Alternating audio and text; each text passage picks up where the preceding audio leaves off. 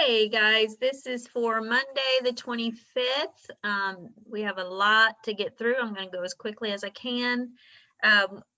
We did have a little less than the scheduled, but after looking at what you're going to do in your algebra class, I decided we needed to go ahead and talk about the coordinate plane. So let's get started and try to have all of these sections that are listed here done by Friday for your homework.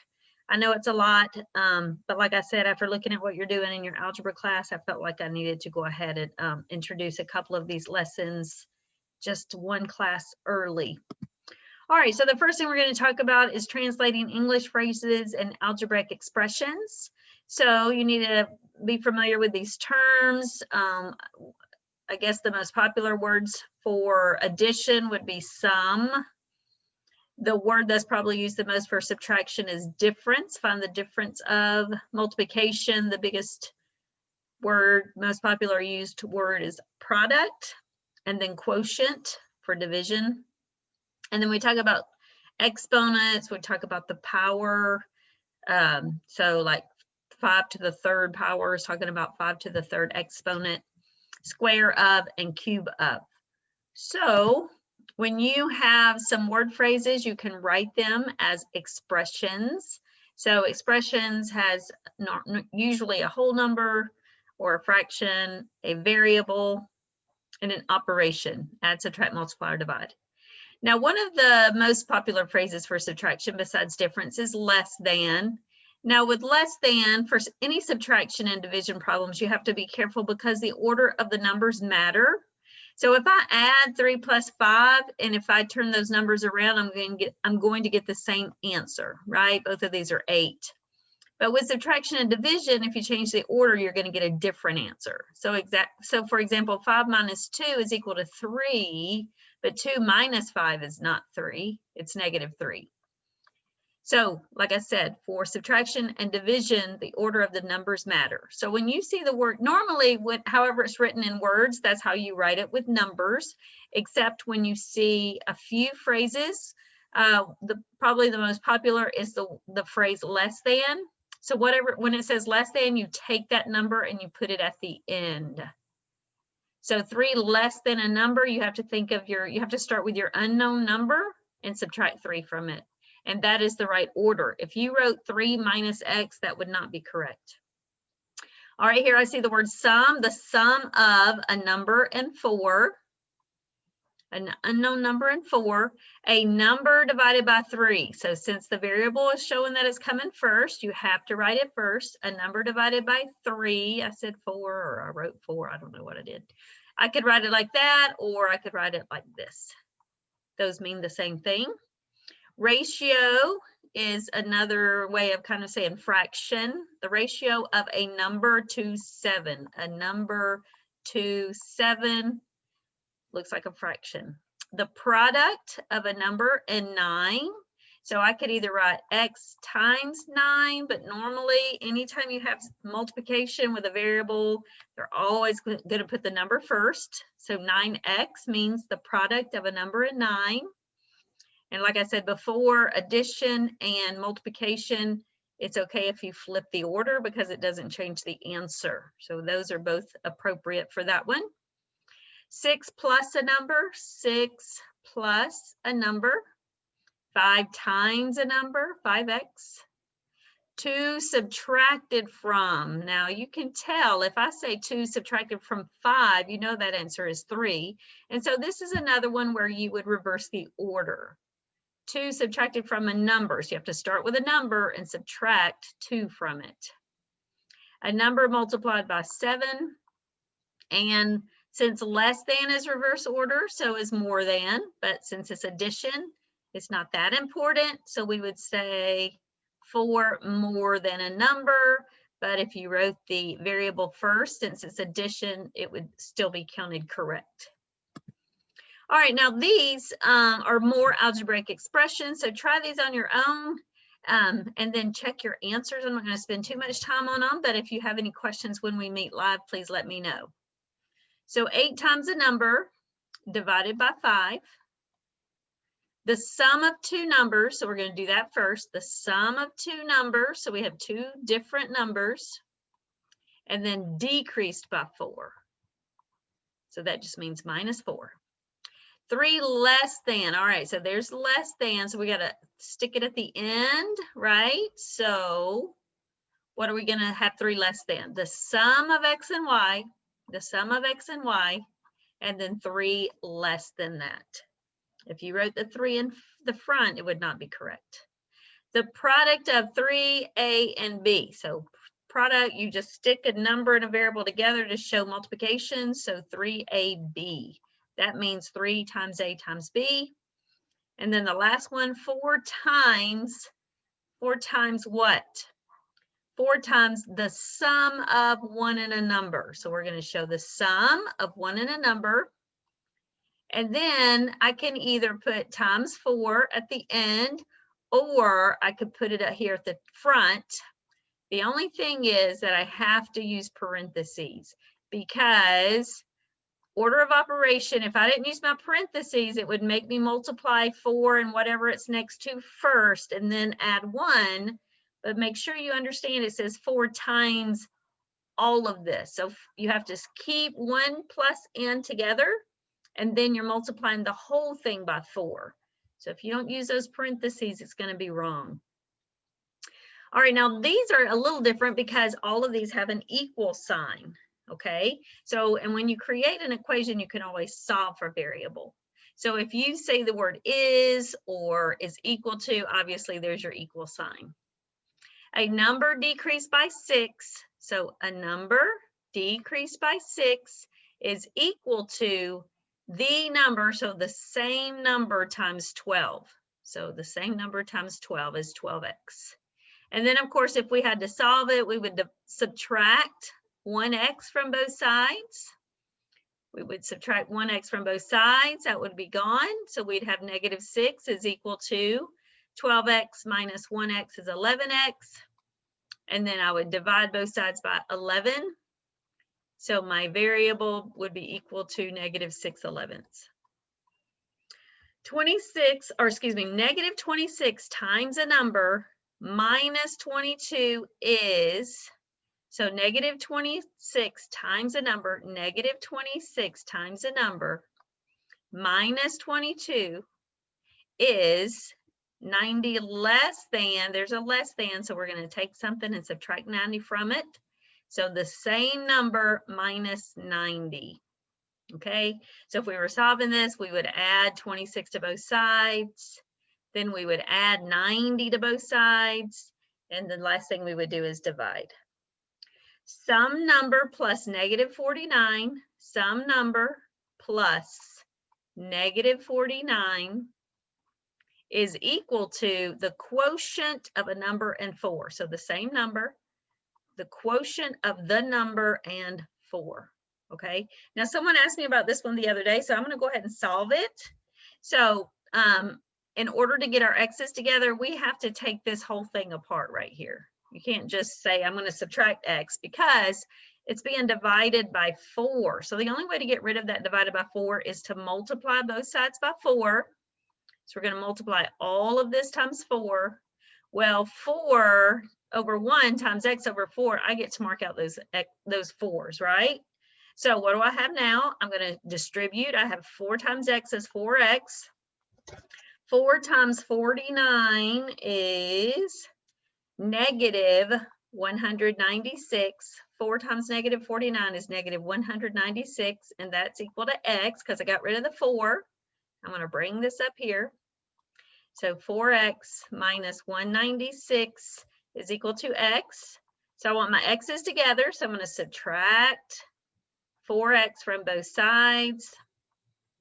So I bring down, that's gone. My -196 is equal to 1 minus 4. 1x minus 4x is -3x. I'm going to divide both sides by -3. That's gone. And then don't forget that a negative divided by a negative is a positive. So -196 divided by -3 is 65.3333. So I think I can't simplify that any further, can I? Nope. Since it's not a whole number, I'm just going to leave it in fraction form, but it is a positive answer because a negative divided by a negative is a positive. So that is the answer. All right, the next one, the product of two numbers, so the product of two different numbers, so x times y, decreased by 8. Now that's not an equation, it's just an expression, but that's the way you write it anyway. All right, and then the last one I got straight from your Hawks. I'm going to clear my board.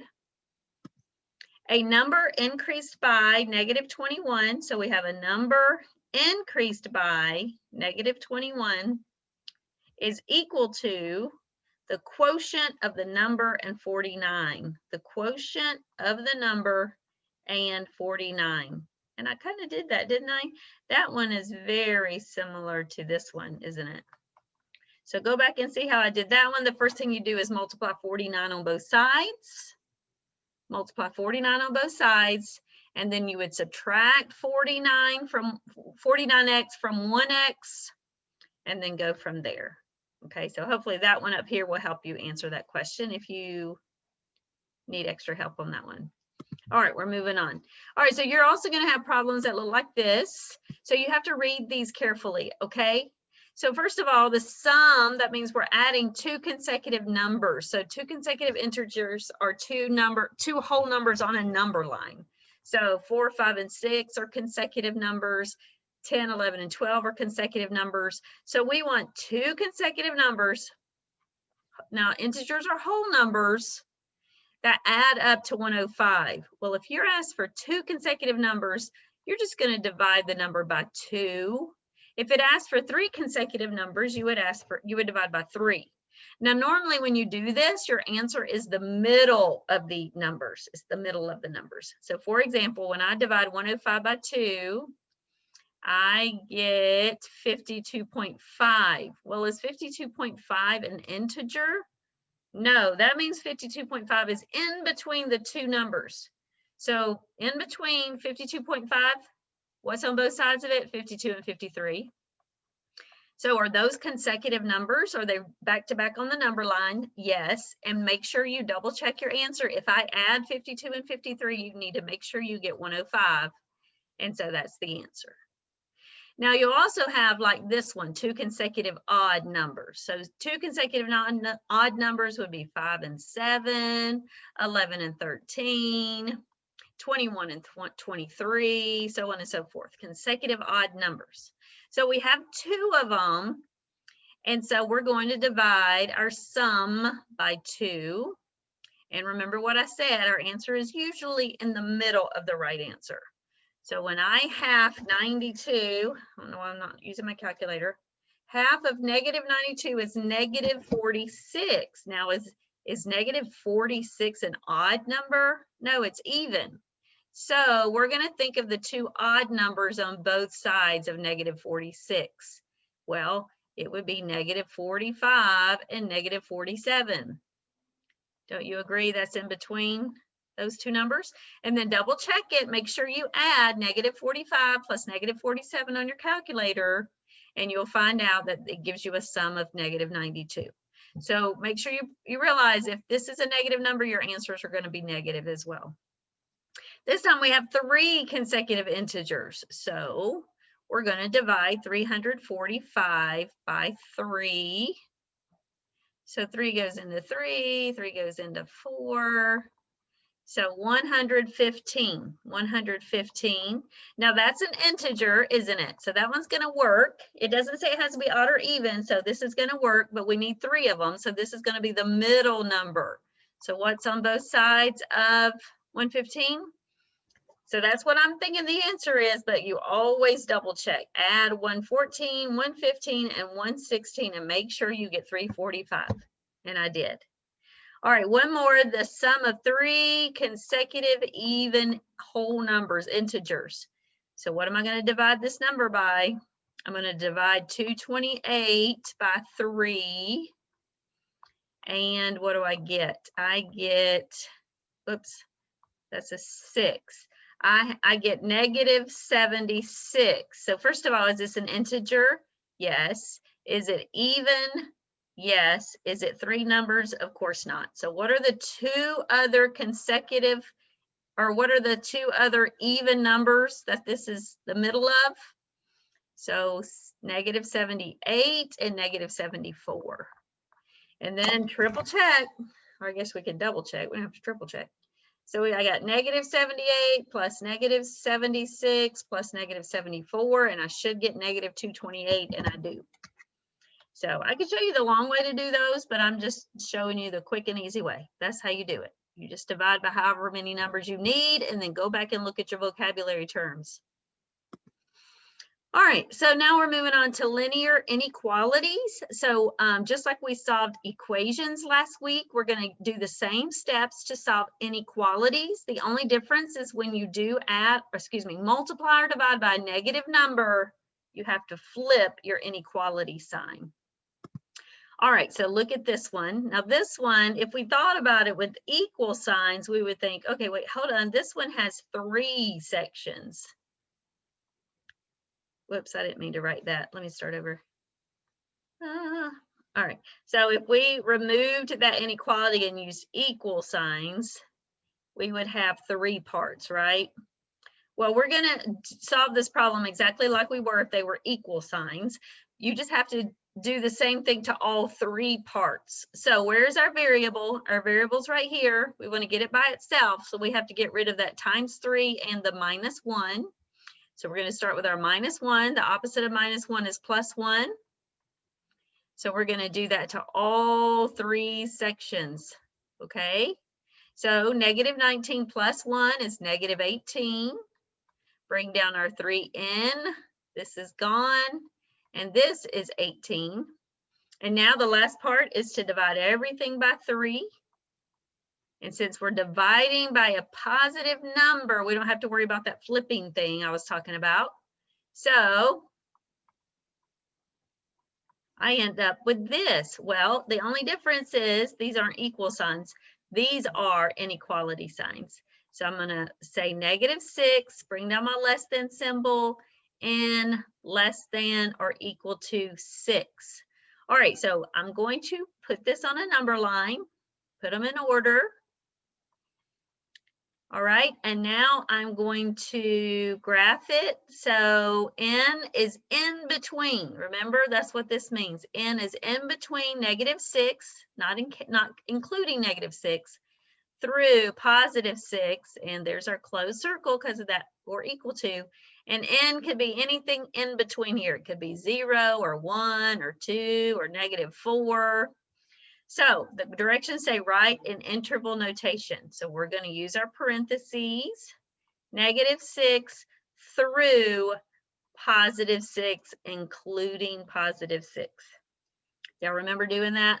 That was the first night of class, I believe.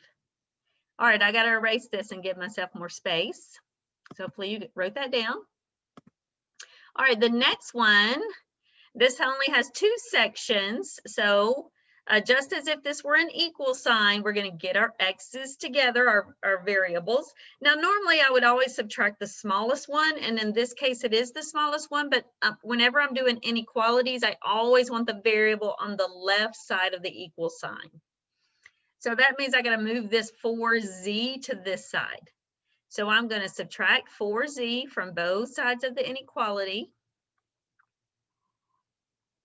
All right, 7z minus 4z is 3z. I'm going to bring all this other stuff down. All right, I want this z by itself, so I'm going to add 22.4 to both sides. I'm going to bring down, this is gone, I'm going to bring down my 3z. I'm going to bring down my inequality, and in my calculator, I'm going to say that negative 12.8 plus 22.4 is equal to 9.6. And then I'm going to divide both sides by 3. So z is less than, I'm dividing by a positive number, so I'm not flipping anything. That would be 3.2, right? So if I had a number line, I'm going to find 3.2.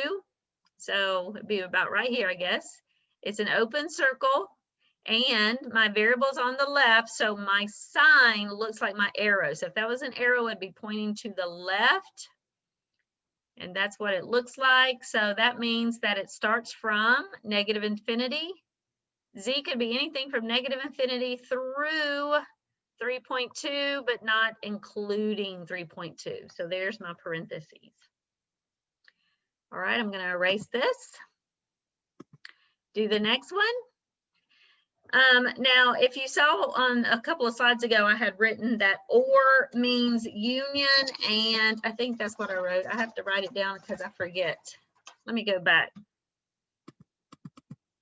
Yeah, look at the bottom of the page right here. It says that if you see the word or, that means union, and if you see the and, that means intersection. I have to write that down because I get them backwards sometimes in my brain. All right, so number 3. So we're going to do these one at a time. So the first thing we're going to do is use the distributive property. So we're going to put 5 times y is negative 5y. Negative 5 times negative 2 is positive 2. And then we're going to subtract 10 from both sides. So then we bring down our negative 5y, our inequality, and 25 minus 10 is 15. Now, this is the first time we're dividing by a negative number, and the rule tells us when we divide by a negative number, we flip our inequality sign. So now this is gone. So up here, I'm going to write y is, I'm going to flip this around to greater than or equal to, and 15 divided by negative 5 is negative 3. All right, now I'm going to solve this one. So I want y by itself. I'm going to subtract 12 from both sides. Y is less than 6. And it says or, so I'm going to use a U or a union. Now, union means everything included on my graph, right? So if we graph this on a number line, always put the numbers in numerical order. All right, so 3 can include negative 3, and my arrow would go to the right forever. Y would start at 6, but not include 6, and it could go this way forever. So everything on the graph is included in the answer. So since I have an arrow facing negative infinity, I would start there. Through, I have a arrow that goes to the right forever, positive infinity, and this is interval notation.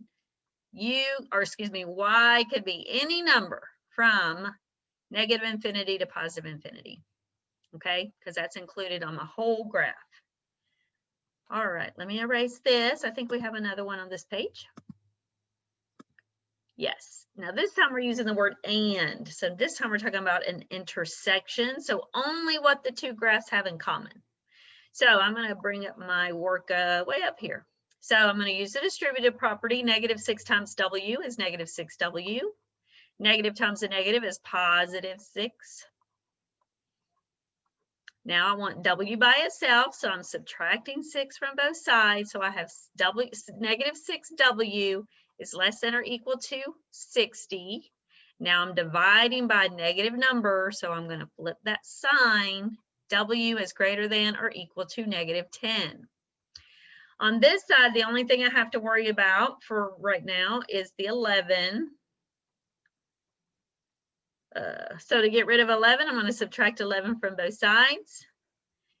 Now, don't just bring down W. There's a minus sign in front of it, okay? You can't ignore that. So 12 minus 11 is 1. But now I have to solve for positive W. Well, the only way to get rid of that negative sign is to divide both sides by negative 1. So once again, I'm dividing by a negative. I'm going to flip my sign. W, negative divided by negative is positive W. Greater than 1 divided by negative 1 is negative 1. So I'm going to graph it. Here's my negative 10. Here's my negative 1. Let's see what they have in common. I'm going to fill in my 10 and my graph would go this way, right? W is greater than negative 1. So it doesn't include negative 1, but my arrow goes to the right. So now I want to know, what do they have in common? Well, everything to the right of negative 1, but not including negative 1. So here's my parentheses, doesn't include -1, but W can be anything higher than -1 on my number line to be correct. All right, hopefully you guys are doing well. So you guys pause the video and practice and then come back and see what you get on these 3. All right, so we're going to, I want my M's on the left side. I always want my variables on the left side.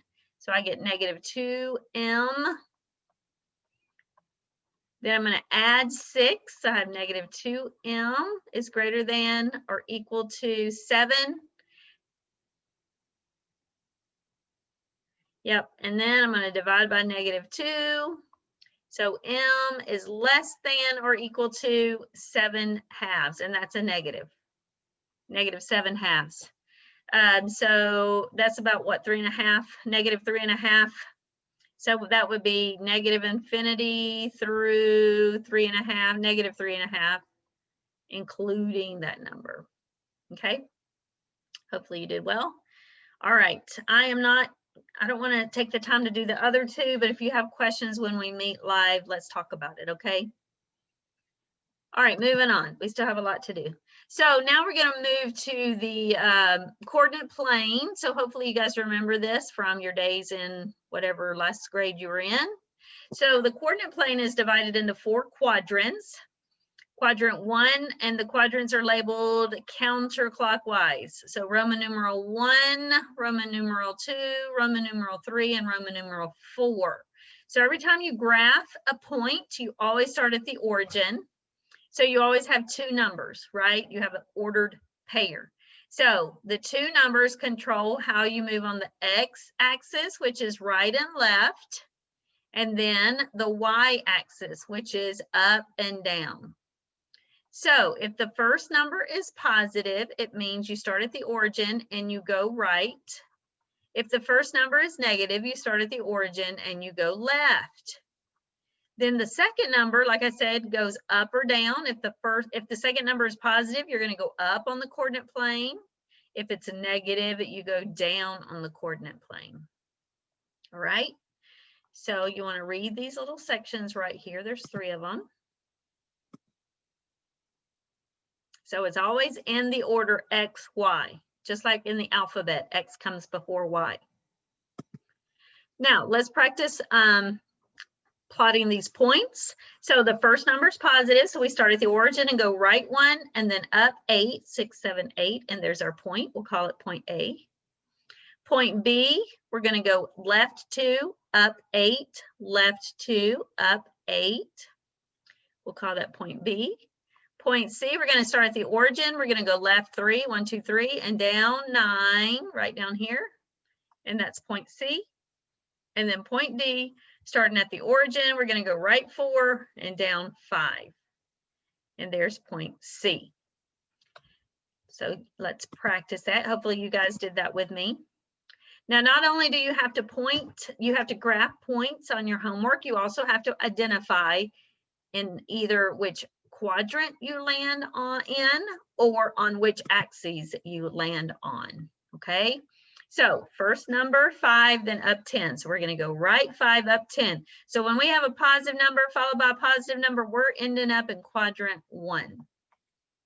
Second number, we're going to go right 10 and then down 10. So when we have a positive number followed by a negative number, that means we're going to end up in quadrant 4. This one, -4, left 4, down 6. That means we're in quadrant 3. Quadrant 3.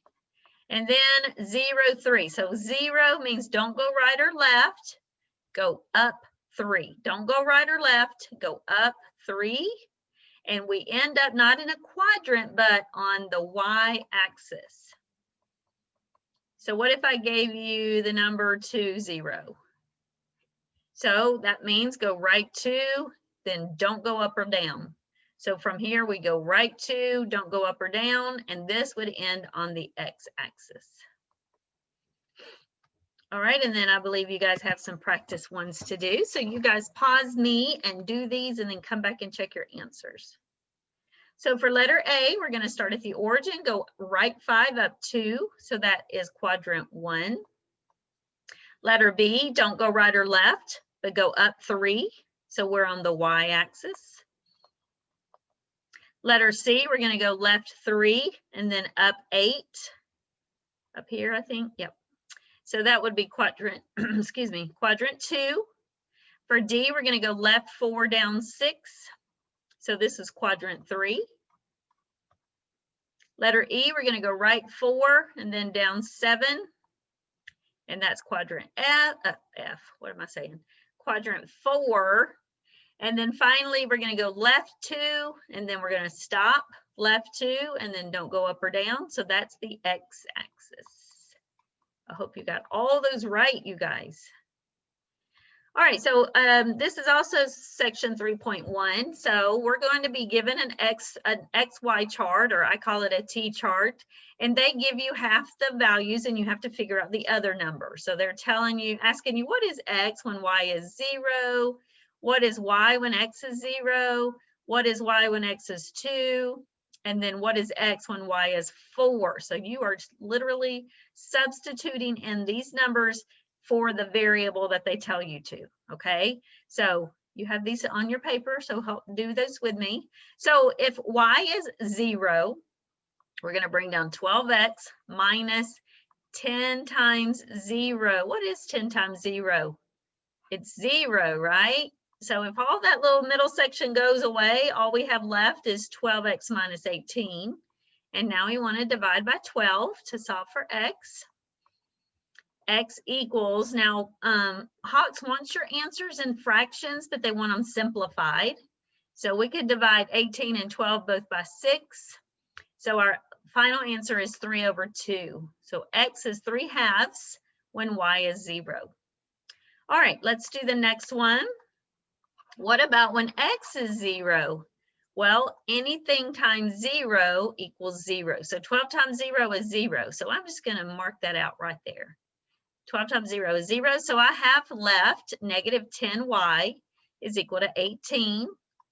So the opposite of multiplying by negative 10, I'm going to divide by negative 10.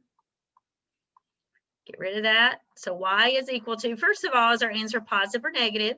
It's negative. If one of these is negative, the whole answer is negative. It doesn't matter if you put it in the numerator or the denominator or in front of the fraction. But if we simplify this, we're going to end up getting negative 9/5. So when x is 0, y is negative 9/5. All right. What about when x is 2? Let's get rid of this. So when x is 2, we're going to substitute 2 right there. So 12 times 2, 12 times 2 is 24. So we're going to solve for y. We're going to get rid of positive 24 by subtracting 24. So that's gone. We have negative 10y is equal to 18 minus 24 is negative 6. Then we're going to divide both sides by negative 10. So a negative divided by a negative is a positive. And 6 and 10 both divided by 2 is going to be 3/5. Positive 3/5. Positive 3/5. All right, and then we're going to do what when y equals 4, what does x equal? I would leave some of those marks, but some of you are probably OCD and it'll drive you crazy. So I just erased them all. So if y is 4, we're going to have 12x minus 10 times 4 is 18. So we have 12x minus 40 equals 18. We want x by itself, so we're going to add 40 to both sides. So we have 12x is equal to 58. And then we're going to divide both sides by 12. So x is equal to, let's see, I can half both of those numbers. So I get what? 29/6. So 29/6. Wait. 29/6. I think that's right. Did I mess up, you guys? I don't think so. I guess that's right. If you find out I'm wrong, please let me know. But I think that's right. All right, moving on. Let's do another one. This time we have x is equal to y squared. So what if x is 0? 0 is equal to y squared. So you remember squaring a number, so 3 squared is 9. That means 3 times 3. 5 squared is 25. That means 5 times 5. All right, so basically it's asking what number times itself equals 0? What number times itself equals 0? Well, it would be 0. Isn't 0 times 0, 0? Yep, that's what it means. All right, now it wants to know what if y is 3? What is x? So x is equal to 3 squared. Well, 3 squared means 3 times 3. So 3 squared is 9. Now it's doing the opposite. It's saying 16 is equal to what number times, oh no, what did I just do? Oh man, anyway, it don't matter. No, stop it. Stop it. Oh. All right, so this one is saying that what number squared is 16? Well, it's 4, right? Isn't 4 squared 16? It sure is. What number squared is 25? What number times itself is 25? That would be 5. And then y, what is x when y is -1? Now, anytime we're substituting a negative number, we should always put it in parentheses, okay? I haven't been good at emphasizing that until right now, because if you type this in your calculator the wrong way, you're going to get the wrong answer. So if I wrote it like this, this is saying square 1 and then make it negative. So the answer to this is -1. But this is saying what is -1 times -1? And the answer is +1. So anytime you are substituting a negative number in for a variable, always, always, always put it in parentheses. Very important. All right, here's one more. So you guys pause, try this on your own, and then come back and check your answers. All right, so since this is 0, basically this all goes away, right? Anything times 0 is 0. So basically we have 10x is equal to 18. So I'm going to divide both sides by 10. And then when I simplify, I get 9/5. The next one makes x 0. So I'm going to say anything times 0 is 0. So this is gone. So I have -8y equals 18. Divide by -8. I know my answer is negative. And y is equal to -9/4. -9/4. All right, the next one, I'm going to use x equals 3. So 10 times 3 is 30. So I'm going to subtract 30 from both sides, and I'm going to bring down -8y equals -12. And then I divide by -8. So I know a negative divided by a negative is a positive. I can divide both of these numbers by 4, and I get 3/2. 3/2, positive 3/2. And then when y is 4, I have 10x. 8 times 4 is -32.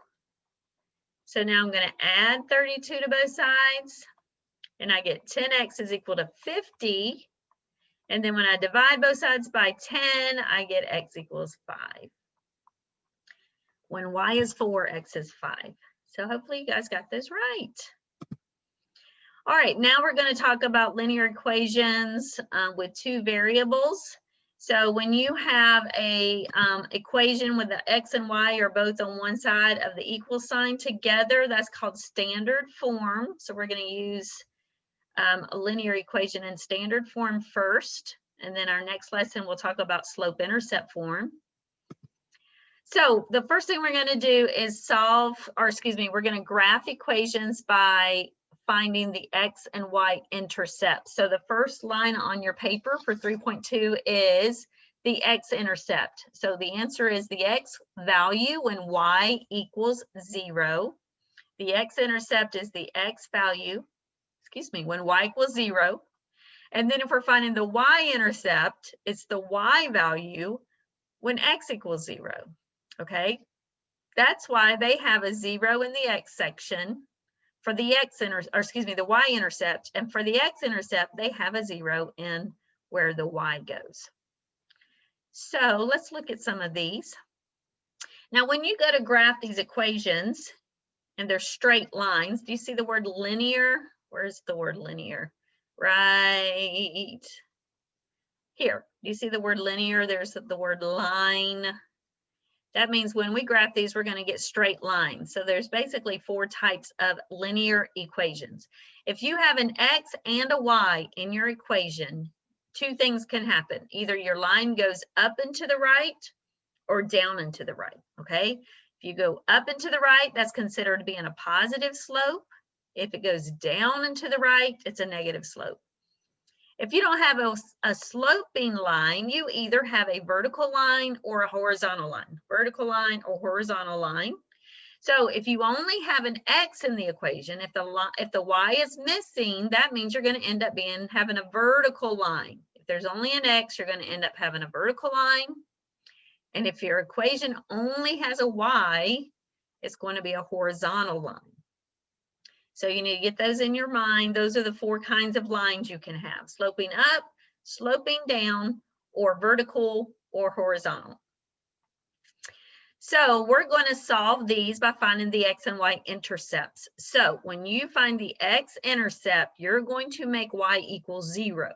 So you write this as an ordered pair. When you're finding the x-intercept, go ahead and fill in 0 for the y. So when y is 0, 4 times 0 is 0, right? 4 times 0 is 0. So I'm just going to get rid of that, and I'm going to say, okay, well, when I'm finding the x-intercept, y is 0. That means this goes away because 4 times 0 is 0. And I'm left with this equation. To solve for x, I'm going to divide both sides by 8. And so it tells me that my x-intercept is equal to -2. So when y equals 0, x is -2. All right, so now I'm going to find my y-intercept.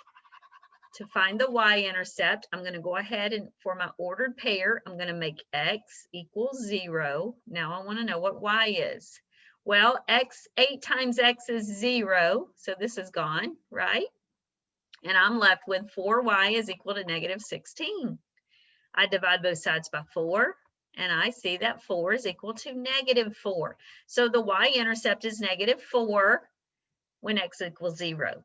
Now I'm going to graph both of these points, and then I'm going to connect my dots. So this means go left 2, don't go up or down. So from here, I go left 2, don't go up or down.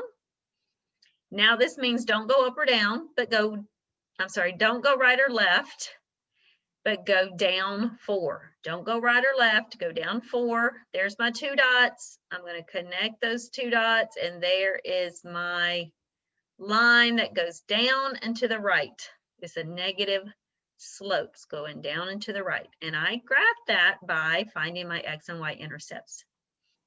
Here's the next one. We're going to find our x-intercept, which means we're going to make y equal 0. Well, 2 times 0 is 0, so that's gone. If this was on my paper, I would literally put my finger over 2y so I couldn't see it anymore, and bring down what you have left. -6x is equal to -12. Divide both sides by -6. Negative divided by negative is a positive. So my x-intercept is 2, 0. That's my x-intercept. Now I'm going to do my y-intercept. So I'm going to make x 0. And then I'm going to, with my finger, I'm going to put my finger on -6x. I'm literally going to cover it up with my finger because -6 times 0 is 0. So what do I have left? I have 2y equals -12. Now I'm going to divide both sides by 2, and y equals -6. So that's my y-intercept when x equals 0. So now I'm going to graph right here. I'm going to go right 2, and then don't go up or down. And now I'm not going to go right or left. I'm going to go down 6. And now I have a line that slopes up. It's a positive slope, goes up and to the right. And I graph that line by finding the X and Y intercepts. All right, so on this one, I'm going to do the same thing. I'm going to find the X and Y intercepts. So X first, I'm going to make Y equals 0. So what is X when Y equals 0? Well, if X is 0, 7 times 0 is 0. So I'm left with 14 is equal to 7Y plus 14. I want to solve for Y, so I have to get rid of this positive 14 by subtracting 14. And then 0 is equal to 7 times Y. Divide both sides by 7, and Y equals 0. So when X equals 0, Y equals 0. Well, when you get this, that means the X and Y intercepts is the origin. Now on hogs, though, you have to have 2 dots in order to make your line. So if you end up having one of these problems, and you probably will, if the X and Y intercepts are the same, that just means that you need to make up a number for X, plug it in, and figure out what Y is. So I'm always going to use 1. It's the smallest number I can think of, smallest positive number I can think of. So let's just go in, and the only reason we're doing this is because you have to have at least 2 points to graph a line, and the X and Y intercepts are the same. So I'm going to plug in 1. So 7 times 1 is 7. I'm going to bring all this down. All right, I want to combine like terms. So 14 plus 7 is 21. I'm trying to solve for Y, so I'm going to subtract 14 from both sides. So I have 7 is equal to 7Y. When I divide by 7, I find out that Y is equal to 1. So when X is 1, Y is 1. Well, there's my other ordered pair. So I'm going to graph 1, 1. And that's all I need to make a line. And so Hawks would accept that point. Or if I use -1 and figured out what Y is, that would be my other point. You have to have 2 points to make a line. All right. Let's try these 2. If you want to go ahead and pause it. Are these the last 2 like this? No, we have 3. All right. Well, if you want to try these on your own, that'd be great. And then come back and check your answer. All right. So if we're going to find the X intercept, we're going to make Y. Nope, that's the X. Just kidding. To find the X intercept, we're going to make Y 0. So Y is 0. -3 times 0 is 0.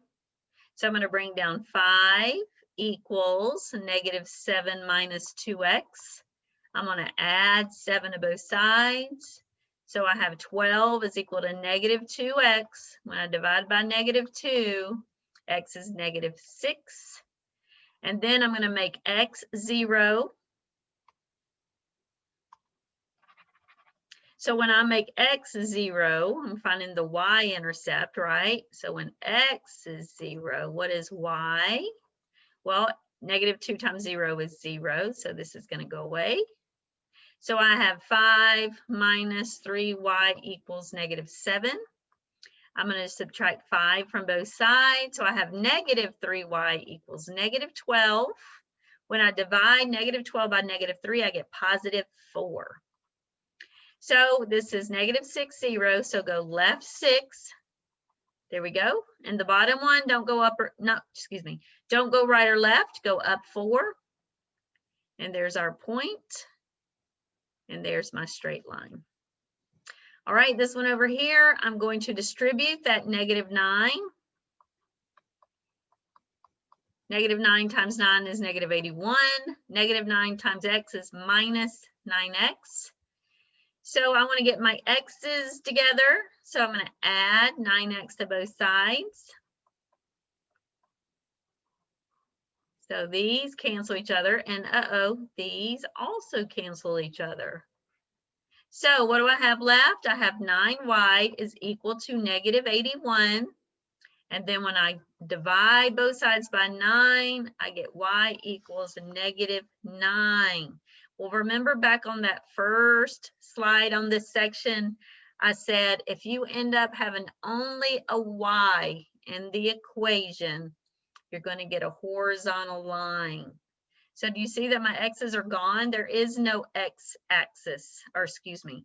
When you don't have an x in the equation, there is no x-intercept. When the x-axis or the x variable is gone, that means you have no x-intercept. And this is going to be a horizontal line. So we're going to come down here on the y-axis and find -9, and we're just going to draw a horizontal line. So I know that my y-intercept is 0, -9. And this horizontal line will never cross the x-axis. So I don't have an x-intercept. And you're going to get one of those, I promise you. All right, so this is going to probably be about the same thing, maybe. All right, so let's distribute that 5. So we're going to get 5 times 7 is 35, and 5 times y is, what is that? A 5y. When we try to get our y's together and we say, okay, -5y, -5y, what happens to my y's? Well, that one cancels and this one cancels. So I'm left with 7x is equal to 35. And then if I divide by 7, I get x equals 5. Well, what happened to my y variable? It's gone. So when I don't have a y variable, I have no y-intercept. Going back to that very first slide, I told you if you only have x in the equation, you're going to get a vertical line. So I'm going to go over here to where x equals 5 right here. So my my x-intercept is 5, 0. And I'm going to make a vertical line where x equals 5. And that is my solution. All right, so I'm going to do this slide very last. I'm going to go, since we're talking about vertical and horizontal lines, and you will in your college algebra class tonight, I just want to give you this little acronym to help you remember vertical and horizontal lines. So VUX, HOI. Hopefully if you remember that, whenever you deal with vertical and horizontal lines, this little acronym can help you. The V means you have a vertical line. The U means the slope is undefined, and we'll be talking about slope very soon, probably, I don't know, in this class or definitely the next class. And that means that there's only an x in the equation. Only an x in the equation. There's no y in the equation. The word HOI means it's horizontal line. The O actually means a 0 slope. Let me write slope right here. And the y means that there's only a y in the equation. Okay, so let's look at a couple of these. So when I see x equals 3, first of all, this is an equation. There's an equal sign, a variable, and a number. So that means I'm going to think of the word VUX. That means I'm going to have a vertical line. There's only an x in the equation. So I'm going to find 3 on my x-axis right here. And I'm going to draw a vertical line. So you can put a point anywhere on this line, and that is a solution.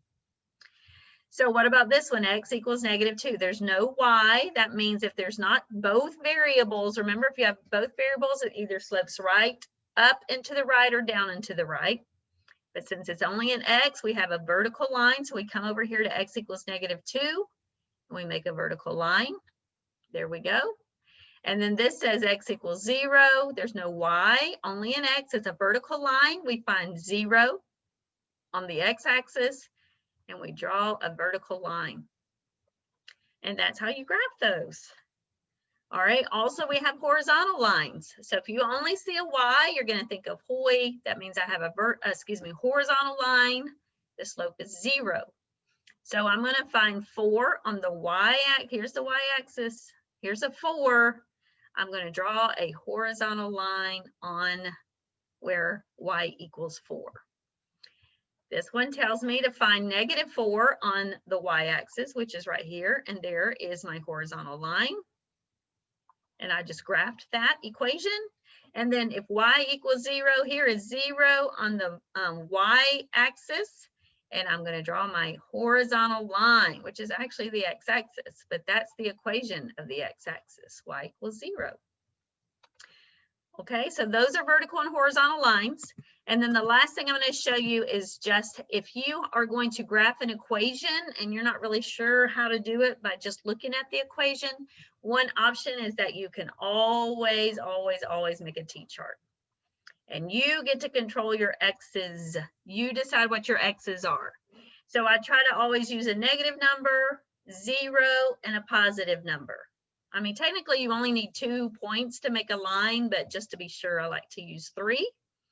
So I'm going to plug in each of these values for x to figure out what y is, and then I'm going to graph it. So if x is -2, 3 times -2 is -6, and -6 plus 2 is -4. That's an ordered pair. Then I'm going to plug in 0 for x. 3 times 0 is 0, and 0 plus 2 is 2, which happens to be your y-intercept because x is 0. And then if x is 2, 3 times 2 is 6, and 6 plus 2 is 8. So I'm going to graph this. -2, -4, -2, -4, 0, don't go right or left, go up 2, and then go right 2, up 8, right there. I'm going to connect my points, and I just graphed 3x plus 2. All right, let me change colors. Here's a green. I'm going to do the same thing for the next one. I'm going to use the same points, -2, 0, and 2. So -2 times -2 is +4, and 4 plus 1 is 5. I'm going to plug in 0 for x. -2 times 0 is 0, and 0 plus 1 is 1. And I'm going to plug in +2. -2 times 2 is -4, and -4 plus 1 is -3.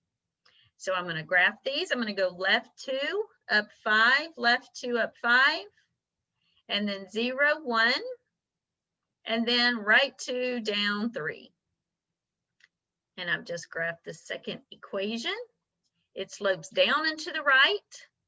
And then finally, the last one. Now you might think, oh, this is y equals, so, and there's something missing right here, right? So it's got to be a horizontal line, but nope, this one has both the x and the y variables, so it's not horizontal or vertical. So I'm just going to use my little t-chart again. I'm going to use red. No, I already used red. Let's use light blue. I'm going to use -2, 0, and 2. So 4 times -2 is -8. 0 times 4 is 0, and 2 times 4 is +8. So I'm going to go left 2, down 8. I'm going to go to 0, 0, and then I'm going to graph 2, +8. And, oh, that's terrible. Look at that. Oh my goodness. I'm so bad with straight lines, you guys. Wow, that's bad. All right, so anyway, so you can always make t-charts to graph linear equations, okay? All right, I know that's so much, you guys. I know it is, but hopefully that will help you, especially as you get to your college algebra class. So even though I'm going to start class for us around 6:40, 6:45, but my supervisor told me I have to be live from 6 to 7:15. So I will be in class live at 6 o'clock. If you don't join me till 6:45, that's totally fine. I just have to sit here. So if you have some specific questions or you want me to go back over something, I'll be happy to. I'll be live at 6. You're welcome to join me anywhere from 6 to 7:15. I will be on the Collaborate Live link. All right, you guys have a great day, and I will see you tonight.